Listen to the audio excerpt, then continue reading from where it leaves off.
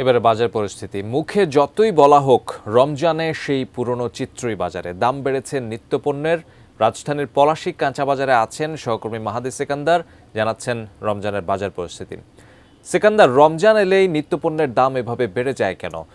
বিক্রেতারা কি বলছেন এবং ক্রেতারা কতটুকু সন্তুষ্ট এই দাম নিয়ে?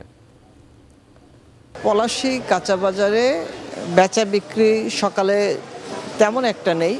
রমজানের যে চাহিদা সে অনুযায়ী শুক্রবারে যে ক্রেতা উপস্থিতি সেটি তুলনামূলক কম, এবং গত সংবাদে যেমনটি বলছিলাম নিত্যপণ্যের বাজারে দামের ঊর্ধ্বগতি, বিশেষ করে সবজির যে বাজার সেখানে চড়া মূল্য রমজান কেন্দ্রিক যে সকল পণ্য রয়েছে সে সকল পণ্যের।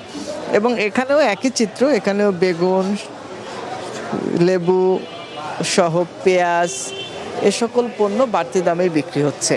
এবং লেবুর প্রতি যে বাড়তি দাম সেটি অনেক বেশি, এবং এখানেও একই চিত্র, প্রকারভেদে এক পিস লেবু সেটি বিক্রি হচ্ছে 30 থেকে 40 টাকা, যা আসলেই যারা ক্রেতা আছেন তারা বলছিলেন যে সবচেয়ে অবাক করার ব্যাপার, রমজান শুরু হওয়ার সাথে সাথেই লেবুর বাড়তি দাম আকাশচুম্বী, এবং এটি আসলে বাস্তবসম্মত নয় এমন দাবি তারা করছিলেন যে এটি রমজানকে পুঁজি করে লেবুর বাজারের সিন্ডিকেট করে বাড়তির থেকেও বাড়তি দামে বিক্রির যে প্রবণতা, এটি নিয়ে সরকারের কিংবা সংশ্লিষ্ট যারা আছেন বাজার মনিটরিং যারা করেন তাদেরকে এটি তদারকি করতে হবে এবং আইনের আওতায় আনতে হবে যারা এই কারসাজির সাথে জড়িত। এছাড়া অন্যান্য যে নিত্যপণ্য রয়েছে রমজান কেন্দ্রিক, বিশেষ করে ছোলা, তেল, ডাল এ সকল দাম সেভাবে বাড়েনি যেমনটি আসলে অন্যান্য রমজানে বেড়ে থাকে। সেক্ষেত্রে এখানে স্বস্তি খুঁজে পাচ্ছেন ক্রেতারা।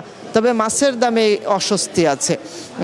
পলাশী কাঁচা বাজারে যে সকল মাছ বিক্রি হচ্ছে, বিশেষ করে রুই, কাতল, শিং, ইলিশ, তেলাপিয়া, পাঙাশ সব দাম মাছেরই 20 থেকে 30 টাকা, কোনো মাছের দাম 100 টাকাও বাড়তি দামে কেজি প্রতি বিক্রি হচ্ছে। এবং সাধারণত নিম্নবিত্ত যারা আছেন তাদের তেলাপিয়া এবং পাঙ্গাস মাছের প্রতি আগ্রহটা বেশি থাকে। তারা তাদের আমিষের যে চাহিদা, মাছের যে চাহিদা সেটি মিটিয়ে থাকেন পাঙ্গাস এবং তেলাপিয়া মাছ খেয়ে, এবং সেটিও 200 টাকার উপরে কেজি প্রতি বিক্রি হচ্ছে, যেটি কিনা 150-60 বা এরই আশেপাশে বিক্রি হতো।